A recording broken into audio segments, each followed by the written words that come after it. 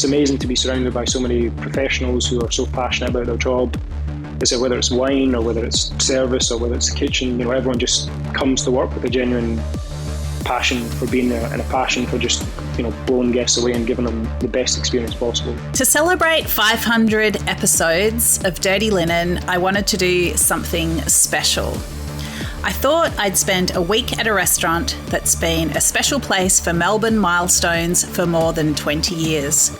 Vue de Monde was founded by a fiercely ambitious, bolshy young chef, Shannon Bennett, in 2000. From its beginnings in a quirky terrace in Carlton, it moved first to Normanby Chambers in the city, where Scott Pickett now has Chancery Lane, and then in 2011 to its current home, way up high on level 55 of the Rialto Towers. Vue de Monde is a restaurant of chapters and eras, but today's guest has spanned quite a few of these chapters. Chris Marshall is head chef of Vue de Monde, and he's been at the restaurant for 9 years now. Chris, welcome to Dirty Linen. Hello, thank you very much for having me. It's great to have you on the show, and so, yeah, I'm really thrilled to be digging into Vue de Monde and telling its story from different perspectives. I guess, you know, I've been to the restaurant a number of times over the years, and it just seems that you are always there, head down, the person that actually makes the restaurant run. Well, I mean, I think that's what I love so much about the place, to be honest. You know, I've been there such a long time, and the thing about my job I love is just service. I love being in the action. When it's busy, it's buzzing, you know, the restaurant's alive. It's, you know, it's the best part. It's why I'm a chef. Well, I mean, I'd love to learn a bit about your background. You sound like you're not from around these parts originally, Chris. Tell us a bit about yourself. No, so I was born in Edinburgh. Family all lives in Falkirk now, which is like a little town. It's kind of like in between Edinburgh and Glasgow, like just in the middle. It's a small town. There's like nothing there. There's like a couple of pubs, very few restaurants, and they're not, you know, not the best standards and stuff. So I kind of, as a career, as I wanted to do, you know, there wasn't really many opportunities to work in good places there. So I always had to move abroad or go to further away places to, you know, put myself in good places to challenge myself. So, I mean, what was it that made you want to be a chef in the first place? I mean, honestly, I was just rubbish at everything else. I couldn't, like everything else I did, I just wasn't very good at. School I wasn't great at. I did like a cooking class in school, and it was actually my teacher who was there. She said to me, she's like, "Oh, you're actually quite good at cooking." And she was like, "Have you ever considered this as a career?" And I was like, "No, I like genuinely haven't. I always thought, you know, I'd go the normal path of go university, you know, and then get some sort of job after that." But it was actually my teacher in school. She said to me, like, you know, you seem to have quite a skill for this. And, yeah, you'd actually consider it as a career. So it's so interesting. I mean, teachers can be so important in setting people on a path, or whether it's turning them towards something or steering them away from something. It's so powerful. Yeah, it was like, as I said, like it was literally never even considered it. I took the class just as like to fill some time because I didn't know what else to do. And yeah, she was the one who like completely opened my mind to it, to be honest. And like she gave me like a brochure for a college in Glasgow, and like looked at it, applied for it, got accepted. And yeah, I mean, that was the start of it, to be honest. And what was it that lit you up about working in fine restaurants? Like, why not just work at like the pubs close to where you grew up? Well, I just think, you know, if you want to do something, you want to work at the best possible standard. I think, especially as if you're a young chef or, you know, whatever. I think, or even if you're halfway through your career, just to try, you know, the highest level you possibly can, just to test yourself and see where you're at. And, you know, that's where you see how things are done properly and the right way, and how kitchens work properly, and, you know, just to challenge yourself in like the hardest environments possible. Interesting. And so how did you find your way to Vue de Monde? So when I was at college in Glasgow, I was working at the same time in a hotel in just off Loch Lomond called Cameron House. So I was working there at the same time as doing college. So that was quite hard as well, because I'd be doing breakfast shifts at the hotel, then I'd go to college, do college from like 9 till 5, then go back to the hotel and do like dinner service and stuff. So those were like really long days, to be honest, at that time. But that was a beautiful hotel. It was just like literally right on the edge of the Locke. Stunning. I managed to stay in the hotel as well in the staff accommodation, and yeah, it was an incredible experience actually. But yeah, and then after there, I went to Bordeaux. So I lived in Bordeaux just for about a year and a half. I was working in like a little bistro, local bistro, with one of the guys who I was working with at the hotel. So his wife was French, and he said he was moving to Bordeaux, and he was like, if you're interested, by all means come along. And yeah, I just thought, why not? Might as well try it. I was still young at the time. I thought might as well go try, put myself in a different country, see what it's like. And yeah, Bordeaux was such a beautiful place as well. It was, I think it was very similar to Melbourne as well. I always found it like it's similar kind of vibes, and the city's just always alive and buzzing, and it's a beautiful place as well. And then after that, I went to London. So I was down in London for I think it was just over a year again as well, where I worked at restaurant Gordon Ramsay. So that was that was probably the highest level I've ever been at. So it was obviously 3 Michelin stars. It's had it for such a long time, and that's actually where I got my first kind of connection to Vue de Monde, because the head chef at the time, who's now the chef de cuisine, Matt Abbey, he's Australian obviously, and when I was coming to the end of my time, I was just kind of thinking about what to do next, and I was thinking about Australia, and I said to him, I was like, oh, is there anywhere you'd recommend in Australia? Like, what's the best place to go? And he said, the only place I would go is Vue de Monde. So, I mean, that was kind of set my sights on it after that, and that's kind of where I wanted to end up. But obviously before I ended up in Melbourne, I went back home to Edinburgh just for a year. Worked at Number One in the Balmoral, did that for just about a year, just to save up some money so I could afford to come here. And I did a year there, and then flew out to Melbourne. Literally, as soon as I arrived, I think I did my trial the day after I arrived, so I was still incredibly jet lagged. I always remember my trial because I was really jet lagged. I was struggling big time. But trial on the second day, and I always remember it was with Corey, who was the executive chef at the time. He made me cook a dish as well. I had to cook a dish for him. That was funny. I still remember it now. Even Hugh was there at the time as well. He still slags me about that dish as well. What was it? Tell us about it. Oh, it was duck. It was a duck and carrot dish, and for some reason I sous vide the duck. I don't know, I just seen a sous vide machine. I thought, I'll chuck it in there, sous vide it, and Corey didn't like that, to be honest. But everything else I think was okay. So it's the first time I've ever had to do that. So it was like a bit kind of didn't expect it either. I was like, oh, Jesus, what am I going to do here? And I was just walking around like grabbing things, rambling me off other sections. Really? So he was just like, show me what you got, chef, put something up. Yeah, he was just like, just cook a dish. He was like, take as long as you want and just cook something. I was like, all right, okay. It's the first time I ever had to do it. Yeah, it was interesting. How did you feel? I mean, obviously a little bit nervous. You want to impress. You wanted to get the job, so just didn't want to look like an idiot. So yeah, but no, I mean, it was actually looking back, and I mean, it was kind of funny. Yeah.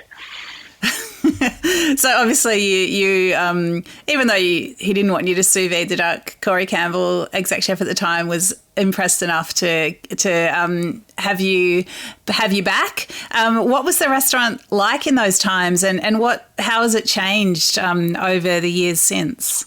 Well, I mean, currently now I think obviously I would say that I'm biased, but I think we're in such a good spot now. Is like we're only open 4 days a week. It's a lot smaller team. When I first started, it was 7 days a week. Like it was very, very full on. It was a massive team. I think it was about 35 chefs minimum just to run it at 7 days a week. It was just a lot going on constantly and unbelievably busy every day. But now it feels a lot more controlled and smaller team, same guys doing the same section every day. It's a lot more consistent. In the past when it was 7 days, you'd have 2 or 3 people doing the same section, and it's never going to be perfect. It's as much as everyone tries the hardest, it's hard to have 2 or 3 people do the same job and try and get some sort of consistency. But I mean, it's it's changed so much since I've been there, to be honest. I mean, as I said, I've been there, I think literally today is my 9-year anniversary. I got the email from the thing saying it was my anniversary today. Ah, that's so exciting to be able to chat to you on this milestone day. Yeah. Yeah, it's so interesting. I mean, you know, I've spoken to lots of people that have come through Vue de Monde over the years, and I think, you know, they all talk about what they learnt, but they definitely talk about, you know, the pressure, you know, that it's been a hard place to work at times. I mean, what do you think has prompted that change from that 7-day-a-week scale to where it is now? Well, I mean, it's just necessity, to be honest. I mean, it's obviously it's the staffing issues that every restaurant's going through now. It's, you know, it's a struggle to get any sort of chefs. You know, I think we've had in the last 6 months maybe 4 trials for kitchen jobs, and I don't know what's happened to all the chefs, to be honest. Everyone seems to have disappeared. But no, it's just the staffing shortage, to be honest. That's the biggest issue. I think every industry is feeling the same thing. But we're starting to see, I think it's starting to change slowly, to be honest, because we're starting to see a few more CVs come through now, and good levels as well. So hopefully we can start to see that change. I mean, it is shortages, but it's culture as well, isn't it? Where there is more of an awareness of work-life balance, about, you know, not burning people out. I mean, isn't that a big part of it?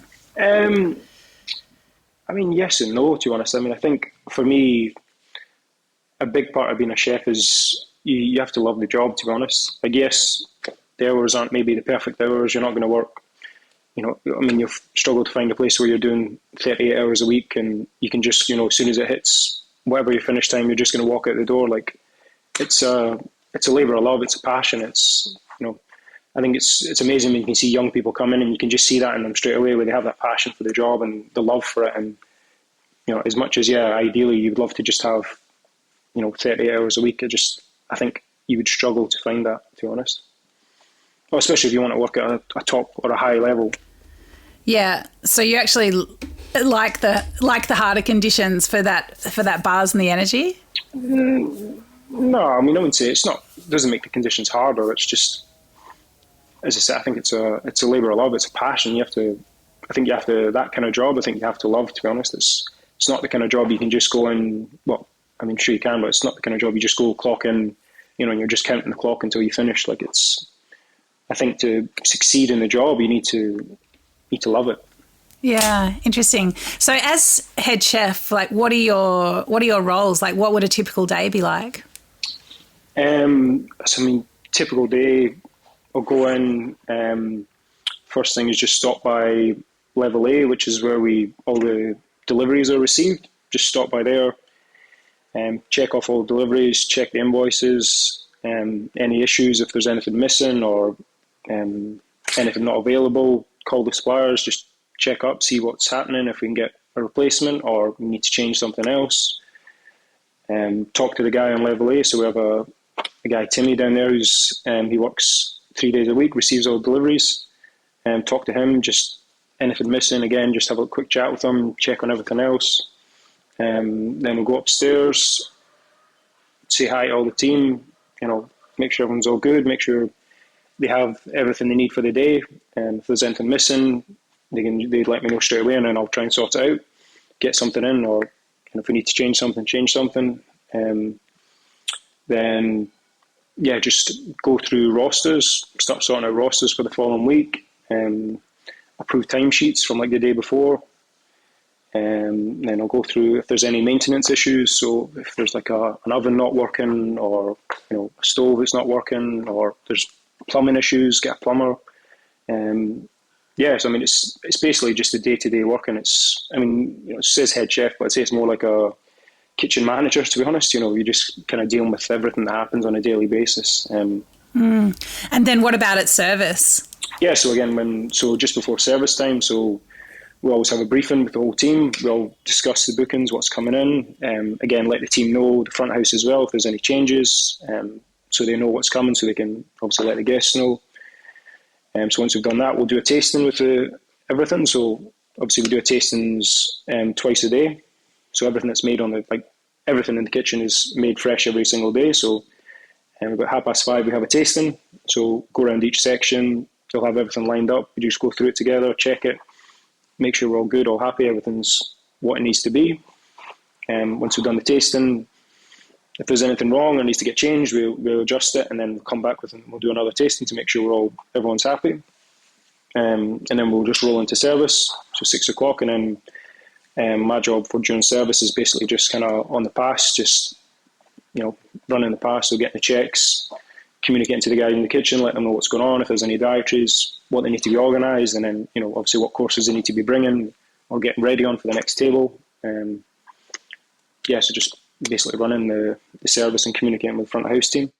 It's a completely open kitchen at Vue de Monde. There's really nowhere to hide. I mean, I suppose you could run into a cool room or something and scream into the into the corner, but it's really very exposed. I mean, what is it like to work in a kitchen like that? I think it's amazing, to be honest. I generally now could never imagine going back to like a closed kitchen, because it's just like the energy and the atmosphere, and like I think it's amazing just being on so show. It's like you're putting on a show when people are there, because everyone, people kind of look, and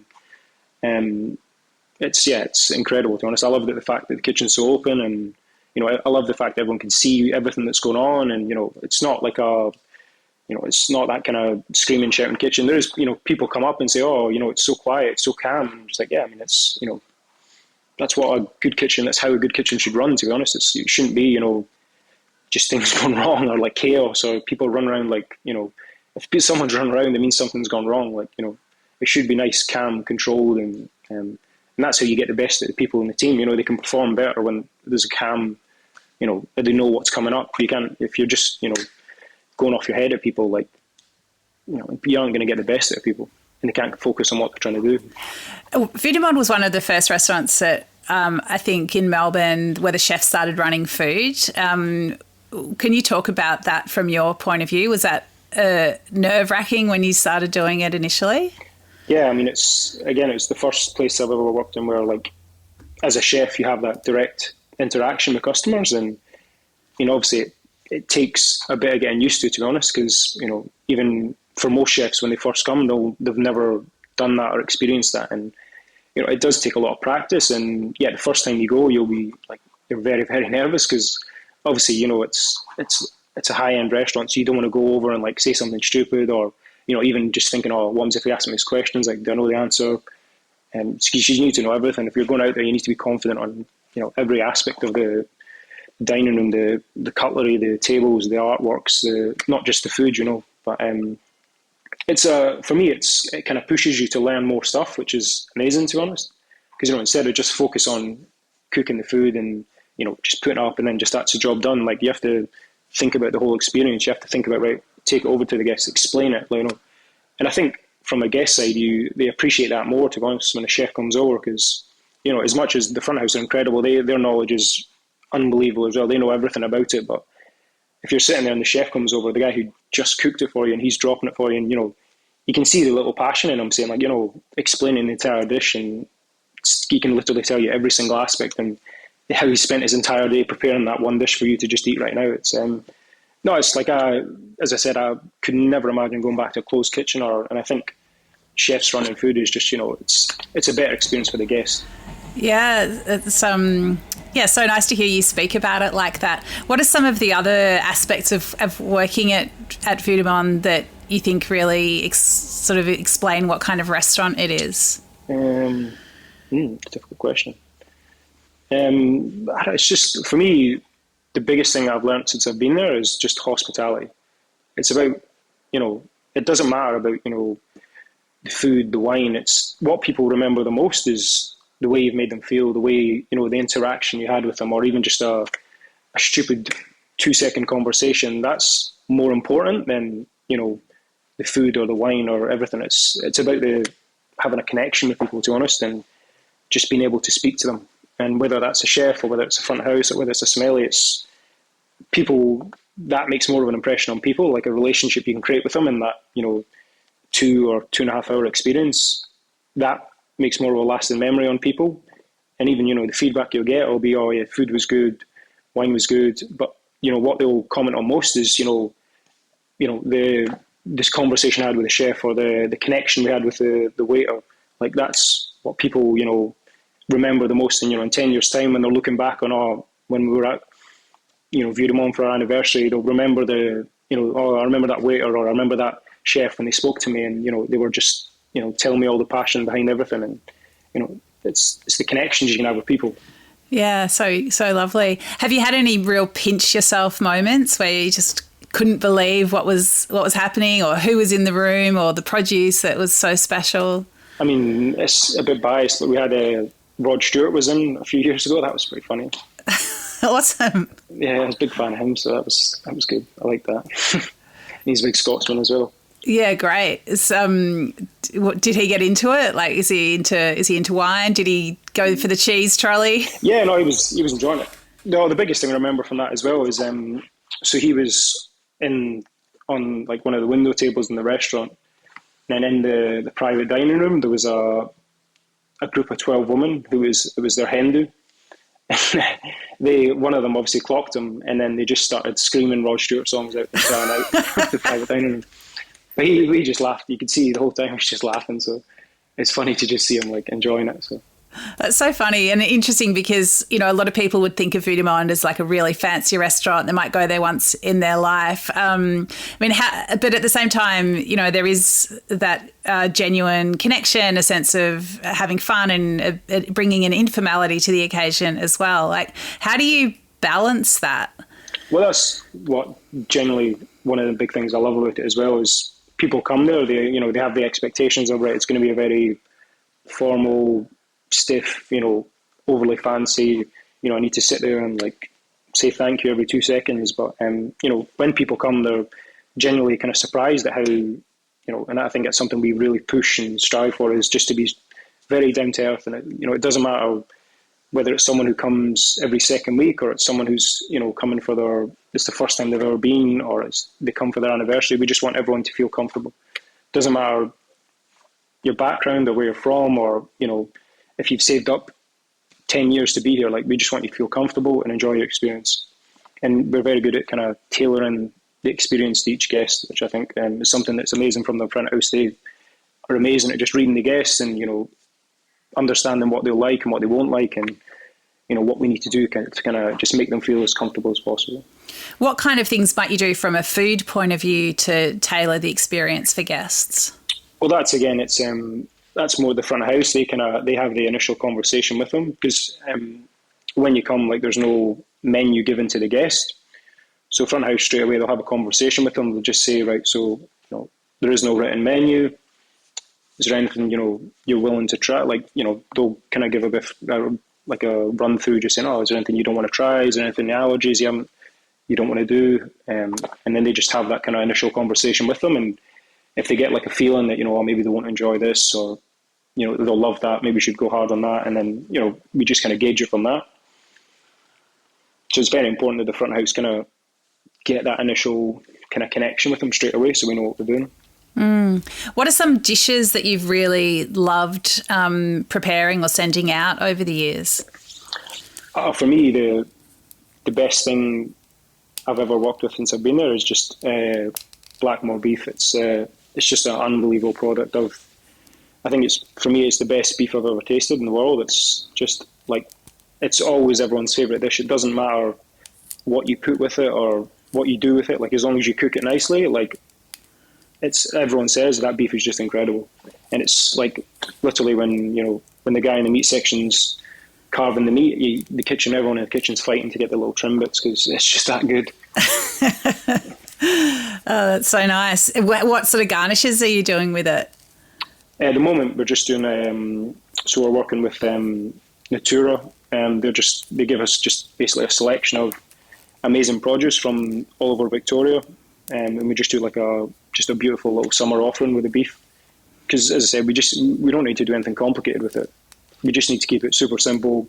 Beef cooked amazing, beautiful sauce, and nice little puree, and people just go mental over it. So yeah, it's interesting. Like, over the years, I guess Vue de Monde has moved with movements where there's been a bit more technology in food, a little bit more, bells and whistles and theatre, but now it seems very produce focused, really quite stripped back and simple compared to how it has been. What's that been like for you to that journey as a chef? Well, I mean, I've been there a while. I've seen, a few people come through and run it, and I've kind of seen that kind of evolve over time. And, I think where we are now is, in my opinion, the best representation of what we should be. It's just, as you said, amazing produce, just prepared simply. The skill is just finding the amazing produce. As soon as you find something that's amazing, as long as you keep it simple, you stay true to the product. Like you don't really need to do all, fancy stuff with it, to be honest. It's if the product's good enough, that will shine through. Is it sort of kind of a bit nerve-wracking though, because Vue de Monde's supposed to offer this really elevated experience? If the food is simple, is there I don't know, do you have to find that balance between finesse and simplicity? As much as we say simple, like it's not simple. It's it's as much as it comes in front of you and it might look super simple, the time, the labor, the skill involved is not simple. It's if that dish comes down to you, it's two people have been working on that for 12 hours that day. It might have the impression that it's very simple, but the skills and the technique behind it are very complicated. And it's even, stupid thing like a dressing we do that goes with the beef. We ferment koji water, which takes up to 2 weeks. So we always have to be like 2 weeks ahead. And, when they're doing that, it's a massive job, which takes like 2 hours. And just a simple thing like a little spray that goes on the leaves, as much as people might not be aware of that, but that's like it takes us a 2-week process to get that dressing made. Wow. So it's those details. Yeah, and even the sauce that goes with the beef, that's like a 4-day process to get that sauce made. So as much as when you try it, you might think, oh, but the sauce is amazing, but the actual work that goes into it, it's a huge process. And those tastings that you do before service each day, what are the elements that you're always thinking, this is the one that's hard to nail? Well, I think, as I said, now we're unbelievably lucky because we're only 4 days a week and it's the same guys doing the same jobs every single day. So the tastings now are the easiest they've ever been because everyone's very, very consistent and everyone knows what they need to be doing. So like tastings in the past, it used to be hard, especially when we were doing like lunch and dinner and you'd have like a different team doing the lunch to dinner. So you'd have like 2 different teams, 2 different guys, 2 different tastings, and like it'd be just completely different and you'd have to basically for dinner, it'd be a struggle to kind of get it on the same page. But now it's the same guy doing the same job every single day. So I think the team right now is phenomenal as well. So the tastings are very, very easy because everyone pretty much nails it first time. So Vue de Monde was awarded its 3rd hat at the Age Good Food Guide late last year. It's been between 2 and 3 hats over the period that I've been watching it. What does it mean to the team when you get the recognition like that? Oh, it's incredible. I think as soon as we got the award, the first thing we wanted to do was go and meet the team and just celebrate with them. It's such an amazing team achievement, and I think we're genuinely so lucky to have such an incredible team. And it's it means the world to everyone in the team. And we couldn't wait to go and celebrate it with them. Yeah, they were just waiting for us as well. As soon as literally calling us when we were there every 10 minutes, have you found out yet? Anything? Not yet. Love it. So how would you describe the feeling at Vue de Monde at the moment? For me, it's just like a great place to work. It's amazing to be surrounded by so many professionals who are so passionate about their job. Whether it's wine or whether it's service or whether it's the kitchen, everyone just comes to work with a genuine passion for being there and a passion for just blowing guests away and giving them the best experience possible. And yeah, even it's when you're there, like you can push yourself in every different aspect. We have master sommeliers. Like I always ask them random questions about wine just to increase my wine knowledge, or even if you want to speak to Hugo, who can tell you everything when it comes to service, and just picking their brains about every little thing, because it makes you better as a chef, as a restaurateur, just running a restaurant. Like we're so fortunate to be surrounded by just like amazing people in every aspect. So yeah, it's just great to be working with them. Fantastic. Well, Chris, thank you so much for sharing your perspective on Vue de Monde. And yeah, well done on 9 years. It's pretty unusual that a chef would stay at the same restaurant for 9 years these days. So it's quite a milestone. Well, I mean, honestly, I couldn't imagine working anywhere else. I never, like, when I originally came here, my plan was just to do 6 months and then go travel and do that whole thing. But I mean, after the first 6 months, I was like, I want to stay here. Like, and then, I never thought it would be 9 years, but I mean, even now, I still love going into work every day in the place. Like, I think it's a phenomenal place to work. Love it. Well, thank you so much for sharing with us. No problem. This is Dirty Linen, and I'm Dani Valent. We air the issues that the hospitality industry finds hard to talk about, hearing from different people with unique perspectives. We want to hear from you as well. If you have something that needs to be said about a topic, get in touch so we can include your perspective. Contact us at dirtylinen@deepintheweeds.com.au or hit us up on Insta @dirtylinen podcast. We can't wait to hear from you.